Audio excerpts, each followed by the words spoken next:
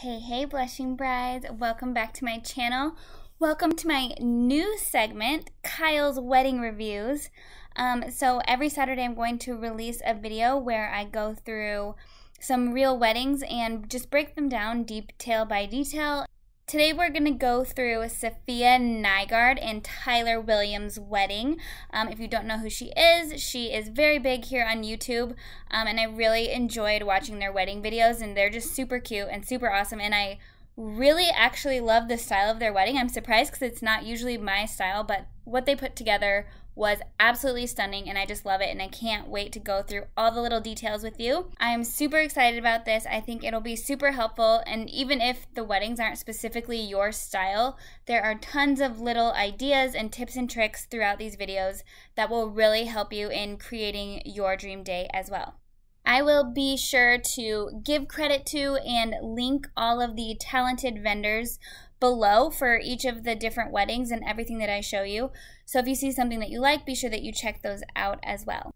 All right, let's get into Safiya and Tyler's whimsical, beautiful Art Nouveau wedding. Safiya and Tyler's wedding venue was the Carondelet House in Los Angeles. And oh my gosh, just look at this place. It is stunning. I am obsessed. It is so beautiful. I think you could pull off a couple different themes in here if you wanted to. It has some like rustic touches, some urban, and some vintage as well. A bunch of like vintage furniture and stuff. And I love the exposed brick, and it just has so much character, and it's just so beautiful. I am obsessed. So for each vendor and each aspect of these weddings, I'm going to try to give you an idea of what that would cost. For each place, it's different. For each vendor and each situation is totally different. So don't totally hold me to this, but hopefully I can give you an idea of how much something like this would cost. So this venue is actually going to be $5,500 to $6,500 for the actual venue fee, but they do have a $10,000 minimum spend on food and beverage. So you're looking at like $17,000 between the venue rental and the food and beverage. So probably for the total budget, if you were going to get married at this specific venue, we'd probably be looking at minimum $30,000, but probably somewhere higher in the range of $40,000 to $50,000. Also, to be able to really walk you through all of the details, I'm going to be grabbing some footage and some photos and stuff from this video. I will link it below so that you can watch them actually explain their wedding. It's really cute, but I'll link this below, and then I'll also list the videographer info and the photographer info as well. So let's talk about their wedding planner. They did hire a full service planner. Her name is Marnie with So Smitten Events, and I wanted to talk about this because I love, like, she's the perfect example of what I suggest you look for in a planner. She has beautiful events, a beautiful website, so you can definitely tell that she's professional and she has a big team, so that's always great to look for if you're doing a full service planner. Or she also has day of packages as well. So you can go and just look in the event planners websites and look for their packages. I like to find somebody who does great full service events, but that also has a day of package. I think that is the best way to go if you are planning your own wedding, is to hire somebody who is really great for your day of. I do have a lot of girls in the Bride Society who are using my course and my workbook in my community to help plan their dream day, but you need to have somebody awesome for the day of to go ahead and run the event as well. So this is a great choice if you can find somebody like this. All right, so now we'll just kind of like work our way through their wedding day, and I'll stop and show you the different aspects and the different vendors as you go. So we'll start with getting ready, because that's where obviously it all starts. So she stayed at a hotel the night before. The venue does have this really cool getting ready room, and you get 10 hours at the venue, so that should be about enough for you to get ready there. But if you wanted a little extra time, you could totally just stay at a hotel and then go to the bridal suite at the venue once you're done getting ready and spend time there, and then just do some last minute touch-ups before the event actually starts. So her hair was done by Kaylee Melissa, who She has like 1 million subscribers on YouTube. I don't think you can actually even book her for hair right now. I think that was probably just a collaboration thing. And then she also had Yuki from Makeup by Yukina on Instagram do her makeup. So both of those were probably just connections collaborations, which is pretty nice. If you are an influencer or if you know people, just be sure that you are working those connections, because that can be a great way to get higher end vendors for less and save you a little bit of money here and there. So let's talk about her bridal look. So she did the dark winged eyeliner, which went perfectly with her look, which she describes as fantastical medieval. And then she just wore her hair down and curled with extensions. I highly, highly recommend getting extensions for your wedding day. They just add so much to your look, especially if you're wearing your hair down. And then she did dark burgundy nails. Another part of her getting ready that she showed was she did kind of a first look with herself for her hair and makeup, and they got it on camera. And I think that's a really cool moment to capture. Even if your video and photography team is not there yet, maybe have like one of your girls just capture it on their phone, because it's like, it really sinks in that moment that like it's the big day and this is happening. So it's cool to be able to capture that and have that super sweet moment to look back on. All right, next let's talk about the dress. Well, I guess I should say dress is. She wore this beautiful custom beaded white dress for the ceremony with the bell sleeves. It was just absolutely beautiful. This was custom made. She does have a video on her dress shopping experience that you can watch as well, but she just couldn't quite find the right dress, so she found one that the designer no longer made, and then worked with the designer to have them make it in a different fabric than the one that they had discontinued. So this was definitely a special thing for her. So if you do have the budget and you have a very specific vision in your mind, but you're just not finding the dress, then a custom dress is an option. So she did this beautiful white dress for the ceremony, and then this black dress for the reception. If your ceremony dress is big or heavy or really uncomfortable, it's nice to have something a little bit lighter that you can actually move in and really enjoy your reception. All right, next let's look at the groom's attire. He wore a velvet tuxedo jacket and a black tie. And I just love how his boutonniere went along with their look. I think their look together was just amazing. And for the rest of the bridal party, it looks like they had the guys all in black with black ties.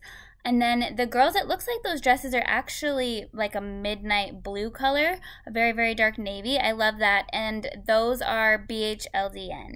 All right, now let's take a look at their ceremony. Oh my gosh, how beautiful is this? So that backdrop, they just had their photo booth company do the backdrop for the ceremony, and then they had like the chandeliers and the twinkle lights. I also love the mix and match chairs as well. I think that adds a ton of character to the space. And it looks like those chairs actually come with the venue. If you were going to rent chairs like that, those all are the higher end chairs. So if your venue doesn't come with those, then it would be a little bit more expensive to actually get those chairs. And they just had all sorts of beautiful black stars hanging on the ceiling and everything. And it was just absolutely stunning. And then their ceremony was super sweet. You can, if you want to watch the whole thing where you can like actually hear what they're saying and stuff, definitely watch their video after you watch this one. I'll link it below. But they did a unity candle. I thought that was a beautiful little touch as well. So yeah, super sweet ceremony. I just love the twinkle lights and everything on that backdrop. It was just like magical. And then let's take a second to look at the ceremony flowers. There aren't really very many good photos of them. I couldn't find any. But the one all the way on the right is her bouquet. And so it looks like they did hers. They did like blacks and burgundies, as well as there was some blush pink in there, and some sagey greenery, and maybe even some feathers. So it's like kind of moody, kind of fairy tale-y. I really like it. And then the bridesmaids bouquets are just a little bit smaller. It looks like they did the red and black in there as well with some greenery. And then they actually did do a first look before the ceremony. So they only had to do a few family photos afterwards. So moving into cocktail hour, they had all their guests leave the ceremony space and then go up into the front foyer. And then they did flip the ceremony space into the reception space. I was really hoping they would do that. I think that if you are reusing your ceremony space for your reception space, then it's okay to go like really elaborate and really crazy. But if you're not, I don't think it's totally worth it to spend a ton of time and energy on your ceremony space because you're only there for like maximum 30 minutes. But since they are reusing it as their reception space, I think it's perfect.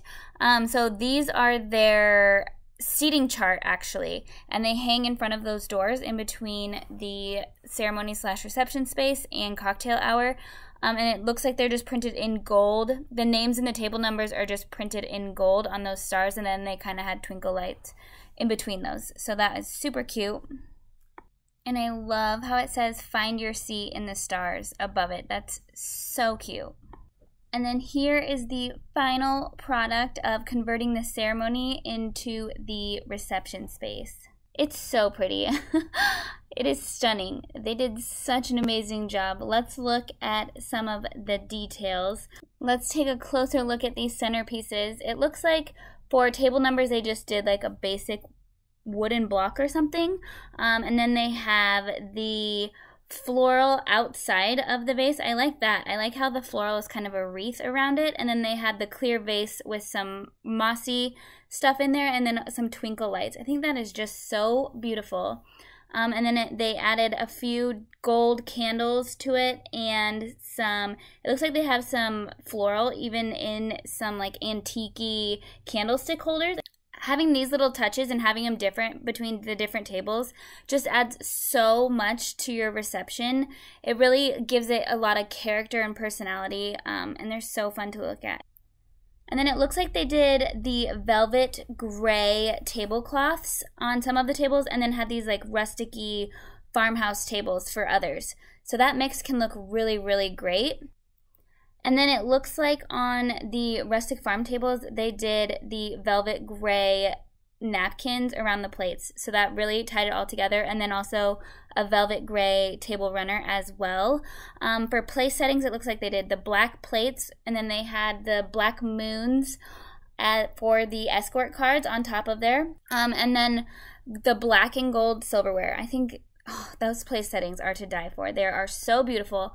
This all is going to be pretty expensive because they are upgrading every single piece of it. So if you are on a tighter budget, just pick the things that will have the biggest splash and upgrade those. So you might want to just do maybe the silverware or just the plates. And then it looks like they did like the antique water glasses. I love that look. Those glasses come in all sorts of different colors too.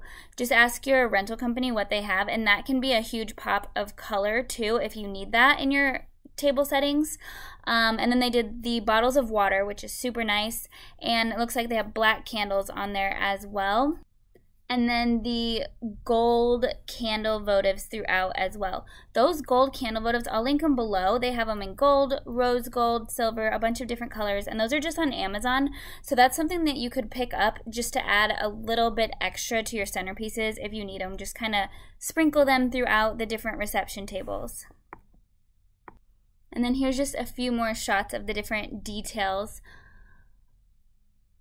I love the gold leaves in the floral as well. That makes it look so magical, like the moss with those gold leaves, just like magical fairy tale centerpieces.